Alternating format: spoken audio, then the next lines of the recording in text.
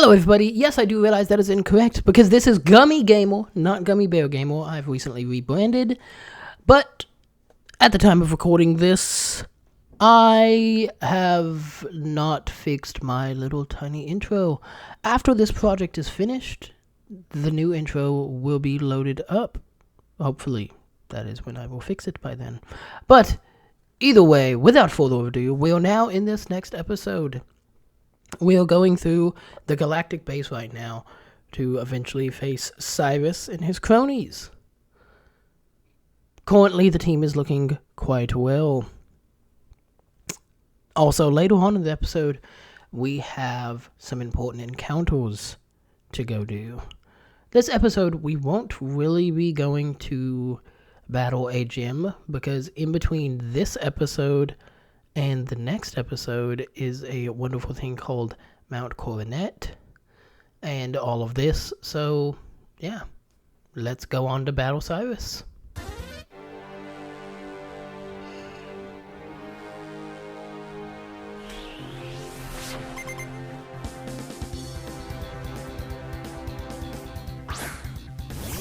Generation 4 music slaps.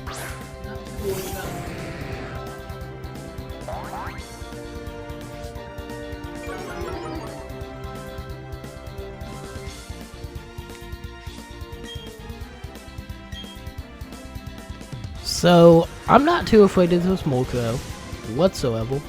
So guess what I do with Wasabi? As per usual lately, since having the ability to, I'm going to use the wonderful move of Dragon Dance. By the way, how would dragons even dance?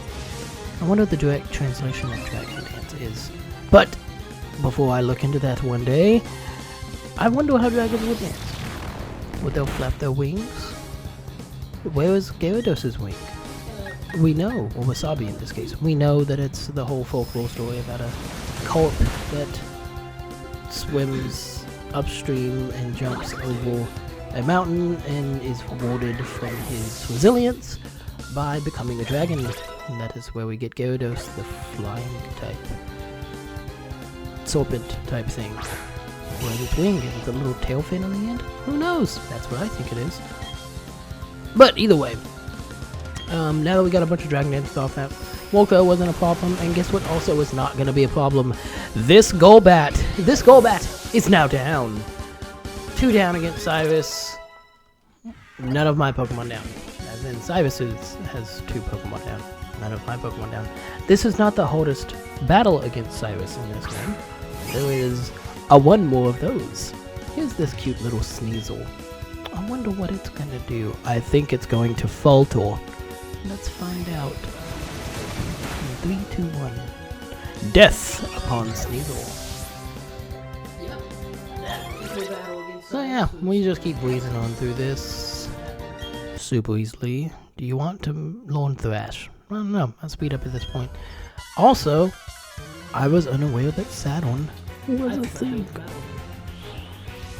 Not the planet, but this Commando Saturn just ambushing you right here. Says, oh, you think you battled the big bad boss? Well, I'm going to be the big bad boss.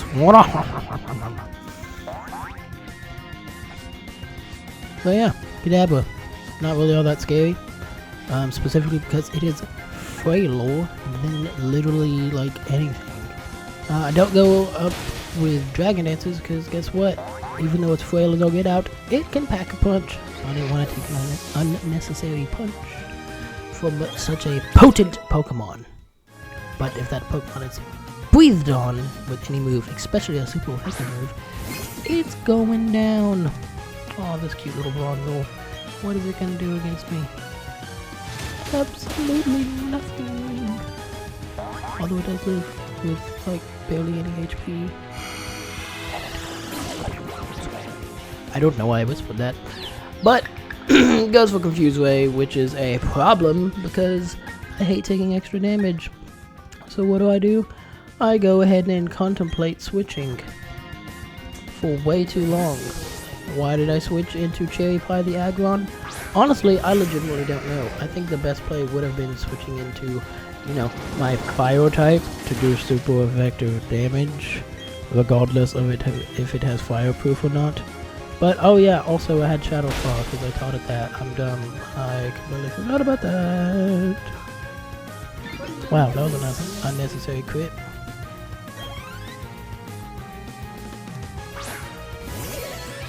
Toxicroic. Hey, Russell, shouldn't you contemplate, getting the heck out of dodge? Because it can have a super effective hit against you. The last 2 episodes, that has been something that has impaled you. Stupid. You should have left. You were 1 crit away from death. And now you decide to get out. I just don't like this because of crit possibility. Yeah, I don't like how low the HP is. If only you had, maybe a different Pokemon. Into Russell. Gummy Gamer. I don't care if you all know my name. But I do want to get used to calling myself that. So the reason why I'm going to Gyarados heal, Wasabi, is because of Intimidate. It lowers its attack. Plus it's going to take not so super effective damage with a fighting type move. And guess what? I completely forgot about Dry Skin. Yeah, I'm an idiot.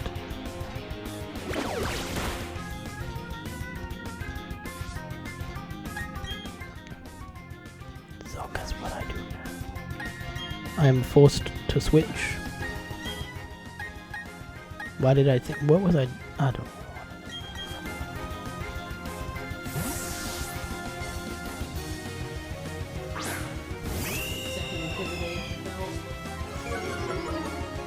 Lower the attack even further. Hey, good job. Intimidate pivoting. A thing that you used to do often. Taking toxic damage. Toxic can be dangerous. It's a very great move to have. Good job, Commander Saturn. But at this point, surely nothing bad will happen. Just go for the super effective guaranteed to hit move. Good job. Look at that. Easy peasy. Starburst stays alive, and so does everybody else on this team, as you can see by the experience. So yeah, that was an unexpected battle. Up next is something that appears not to be important, but it is really important. A beautiful thing called encounter routing. I'm going to teach you about it today, if you did not know. So when you play with Dupes claws, you cannot, your Nuzlocke encounters for a particular route or area cannot be something you've already caught. So at this point, looking through all my encounters, I'm 99% sure that I have a guaranteed Gibble. But guess what? I don't, because guess what can also appear, and quite common? Bronzor. I haven't caught a Bronzor. But I have intentionally not caught a Pokemon in Mount Coronet, because I was waiting to catch a stronger Pokemon later. But guess what is also found in Mount Coronet? That's right, you guessed it, Bronzor and Bronzong. So I go to this specific area, and I use some repels. Also, I do a bit of research via Sarah B's Poke Earth, and figure out that Bronzong in this particular, not this particular area, I'm dumb. What am I doing in, what am I in this area? Dude, what are you doing in this area? You're in the wrong area. You are so dumb. So once I figure out the correct area to go into, which is not this area, I guess I'm picking up items for now. Aside from that, soon you will find me in the correct area. In this particular area, Bronzong does appear at a particular level. And Bronzong and only one other Pokemon does appear at that particular level. So the reason why it's a guaranteed encounter is because, for Bronzong at least, most of the Pokemon in Mount Coronet, I've already caught. They're all dupes, except for, I can't remember what the other ones were. But either way, other than Bronzong, there's one other potential capture that could happen. But the nifty thing about it is he appears at a particular level. So I specifically use the repel, and I'm in this area, and my lead Pokemon is at the same level that Bronzong would be. So by continuing to go into this area, go get a TM, by continuing running around in this area, guess what I can find? I can find a Bronzong. So I actually haven't switched out to the Pokemon. Oh yeah, I guess I have. So as we can see here, boom! Forced a Bronzong encounter. As you can see, the level of Beefcake, who ended up becoming very useful, level 38. What's Bronzong level 38? So the audio is super messed up. Sorry guys, that's probably why I sound so bad in the background. So, using all this together, was able to guaranteed find a Bronzong. Is this quick ball catcher? I count around it to specifically get this. Yes, it does. Cool.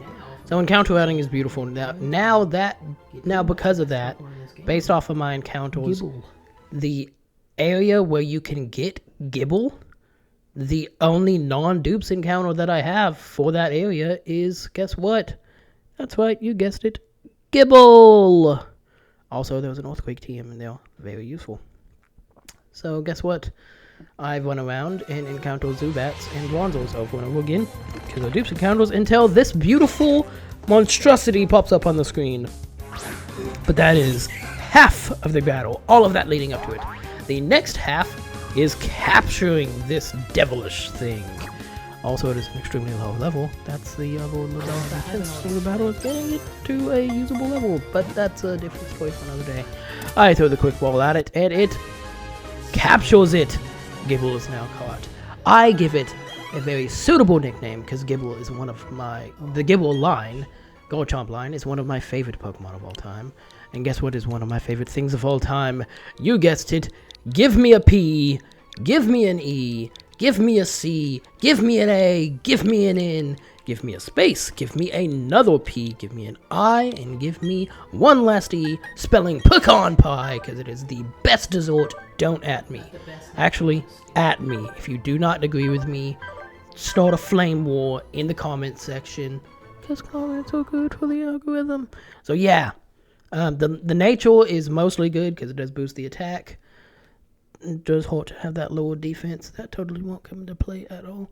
But, yeah, very useful encounter, because guess what is one of, if not the best, non-legendary in all of the Sinnoh region, especially just ever. The answer is the Gibble line, the Garchomp line. So, love it. Very useful for the rest of this. It is a solid team member. Well, at this point, we are done with the episode. Go ahead and comment down below, just literally anything. If you're angry at me, just start a flame war. I don't care. But comment down below, what do you think about the encounter routing? What you think about getting Gibble, pecan pie? Just, what do you think about it? Anything. I don't know. Just comment. I'm rambling at this point. Go ahead and hit that like button. Hit the subscribe button. Hit the bell buttons for notifications. Hopefully at this point, these episodes are coming out a little bit more often than they used to. I am almost finished, kind of, not really, but yeah. So, as always, thank you for watching. Gummy Gamer, out!